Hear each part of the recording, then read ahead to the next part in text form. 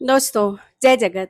गांधी जी को कैसे सबसे आसान बनाया जाए, रिलेवेंट बनाया जाए, इस पे मैंने कई सालों मेहनत की। सरल गांधी का आइडिया भी मुझको वहीं से आया। मैं अपने नोट्स देख रही थी, मेरे साथी ऋषि ने मुझको एक सवाल पूछा था। अब ऋषि का पूरा नाम तो मुझको याद नहीं है, तो one shout out to all the Rishis in the world. Rishi ने मुझको सवाल ये पूछा था कि कोई अगर अचानक आप पर हमला कर दे, अपना प्रोटेक्शन करना भी हिंसा माना जाता है क्या? क्या हो अगर बाघ जो है वो बकरी के ऊपर हमला कर दे? तो दो तीन तरह के सवाल उसने पूछे। उसके सवाल के तीन हिस्से थे कि अगर कोई आप पर अचानक हमला कर ले तब फिर आप क्या करेंगे। दूसरा, अगर आपको बचाव करना है अपने आप का और तब आप हिंसा करेंगे तब क्या होगा। और तीसरा सवाल उसने पूछा कि बाघ अगर बकरी के ऊपर हमला कर ले तो बकरी बेचारी क्या करेगी। इन तीनों सवालों का जवाब मैंने उसको दिया। पहले तो मैंने यही कहा कि भाई बाघ और बकरी को जंगल में ही छोड़ दो, हम इंसानों के समाज में रहते हैं तो इंसानों के सवाल जवाबों के बारे में हम लोग बात करते हैं। फिर मुद्दा आया कि अगर कोई आप पर अचानक से हमला करता है तो आप क्या करेंगे। गांधी जी का जो लोग विरोध करते हैं ना, वो उनको चुप कराने के लिए इस तरह के सवाल करते हैं कि कोई आप पर अचानक हमला कर दे तो, अगर आप पर कोई युद्ध ही हावी हो जाए तो। और आपको जानकर आश्चर्य होगा कि ये सवाल गांधी जी को भी पूछा जाता था। और 1909 में उन्होंने एक छोटी सी किताब लिखी, हिंद स्वराज। किताब तो छोटी सी थी पर एकदम पावर पैक किताब है। कभी आपको मौका मिले तो आप जरूर उसको पढ़िएगा। आज 125 साल के बाद वो ज्यादा रेलेवेंट लगती है। गांधी जी ने जो सवाल का जवाब दिया था, उसी सवाल के जवाब को मैं आपके तरफ दोहराती हूँ और थोड़ा उसमें कुछ मेरा भी ऐड करती हूँ। अगर कोई आपके ऊपर अचानक हमला कर दे तब आप क्या करेंगे। तो इसका सवाल का जवाब देने से पहले आपको ये जानना होगा कि आपके ऊपर हमला किया किसने और आपके ऊपर क्यों हमला किया। इस सवाल के जवाब में ही आप जवाब में क्या करेंगे वो छुपा हुआ है। जैसे अगर आपको आपके पिताजी ने चांटा मारा तो आप क्या करेंगे। आपका कोई टीचर है, आजकल तो खैर टीचर लोग मारते नहीं है बच्चों को, पर किसी जमाने में मारते थे। तो टीचर ने जो है छड़ी से मार दिया, डस्टर से मार दिया, तब आप क्या करेंगे। आपका सबसे अच्छा दोस्त आपके साथ लड़ गया और लड़ते लड़ते उसने एक जोर से चांटा मार दिया, तब आप क्या करोगे। और चौथा, कोई अचानक ही अनजान आदमी आपके ऊपर हमला कर दे तब आप क्या करोगे। पहले तीन सवाल के जवाब तो बहुत आसान होंगे। पिताजी और टीचर को तो हम लोग रिस्पेक्ट देते हैं तो जवाब आसान हो सकता है। हालांकि इसमें भी क्या हो अगर पिताजी शराबी हो, क्या हो अगर टीचर अब्यूजिव हो, क्या हो अगर दोस्त दोस्त ही ना हो। तो दूसरा सवाल तुरंत ये आता है कि उसने क्यों मारा आप। अगर आप स्कूल में चीटिंग करते पकड़े गए, पिताजी को भी पता चला, टीचर को भी पता चला, उन्होंने जड़ दिया आपको, तब क्या करोगे। गलती अपनी है तो माफी मांगो और आगे बढ़ चलो। दोस्त से किसी बात पर झगड़ा हो गया, उसने आपको चाटा मार दिया, तब आप क्या करोगे। तब आप देखिए, तीसरा सवाल आपके सामने आएगा जिसके ऊपर आपका जवाब निर्भर करेगा।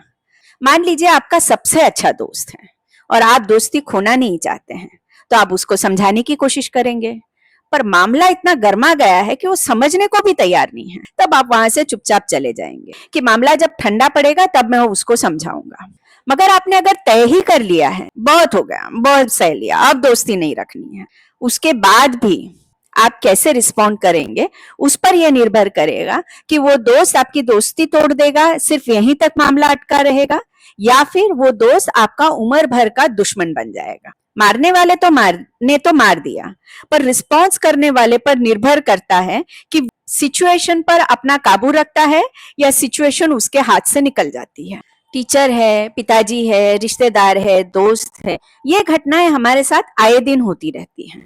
मुझे तो ये लगता है कि ये विषय हमको स्कूल में रखना चाहिए कि कॉन्फ्लिक्ट का रेजोल्यूशन आप कैसे करेंगे। कोई झगड़ा अगर हो जाता है तो कैसे आप उसका सामना करेंगे और कैसे रिस्पॉन्ड करेंगे, क्योंकि इसी के आधार पर तय होगा कि जब अचानक से कोई घटना आपके साथ घटती है तो आप उस पर कैसे रिस्पॉन्ड करते हैं। अब इसमें भी मजेदार बात है, देखिए हिंसा का डायनेमिक्स कैसे काम करता है ये हमको समझ में आता है।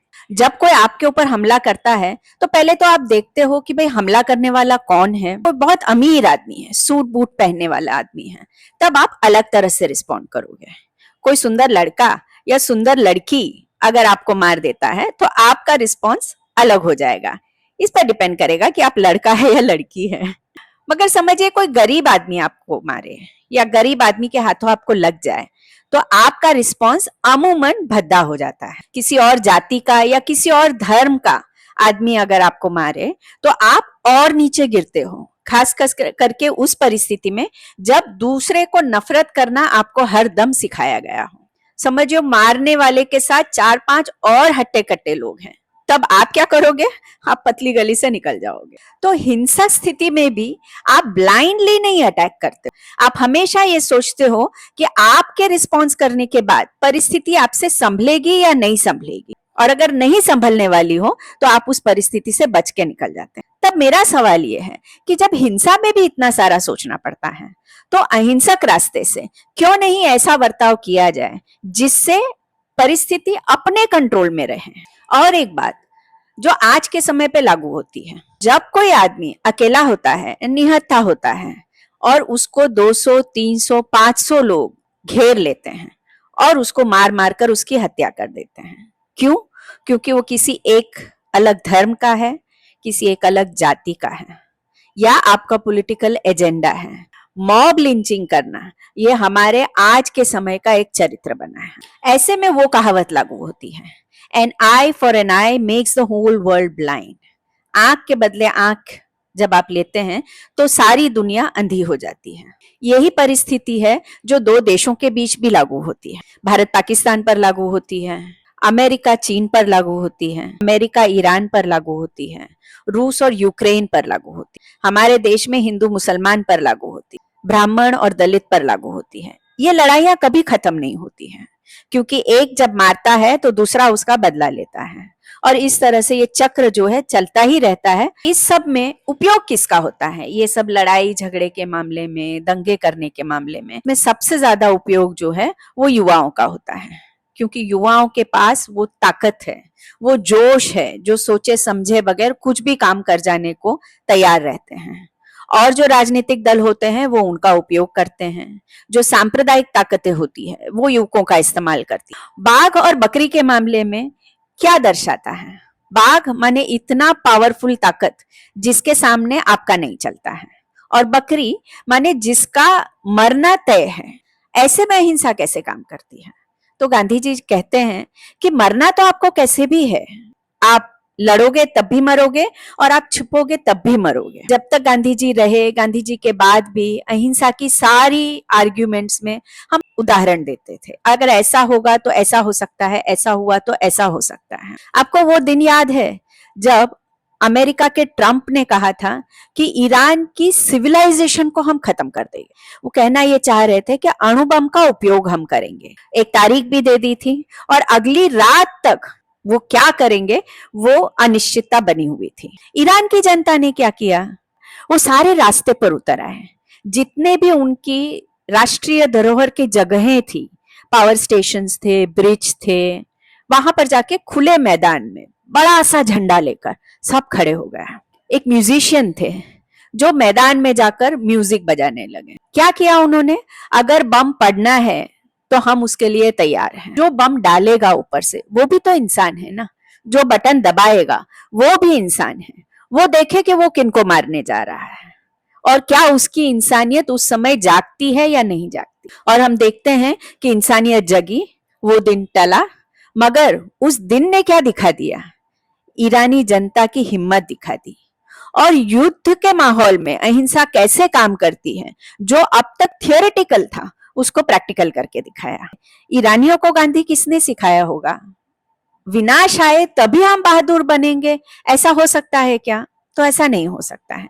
निर्भय आपको हर वक्त बने रहना पड़ता है, उसकी रोज रोज की प्रैक्टिस करनी पड़ती है। रोज रोज आपके सामने जब परिस्थिति खड़ी होती है तब आप कैसे रिस्पॉन्ड करेंगे, उस पर निर्भर है कि जब परीक्षा की घड़ी आएगी तब आप कैसे रिस्पॉन्ड करेंगे। आज के लिए इतना ही, और ऋषि के लिए फिर से शॉर्ट आउट सारे ऋषियों के लिए।